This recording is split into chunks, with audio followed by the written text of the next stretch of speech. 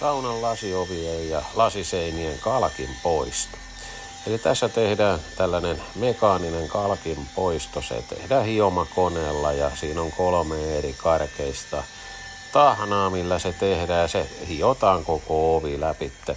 Siitä eka poistetaan happopesulla kaikki, mikä irtoo, ja sen jälkeen sitä ruvetaan työstään tällä. Täytyy olla varovainen vaan, että se ei kuumene liikaa. Se hajoaa sokerin palon kokoisiksi paloiksi toi ovi.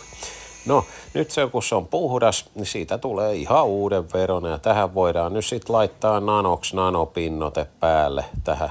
Ja lasiseiniin ja oviin. Ja sen jälkeen se hylkii hyvin likaa ja eikä tartu se kalkki siihen enää niin tiukasti kiinni.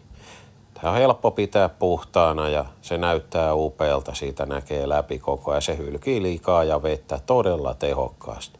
Kaikki tämä saadaan teille pesuhuonepinnoituksen kautta. Otas yhteyttä. Moro!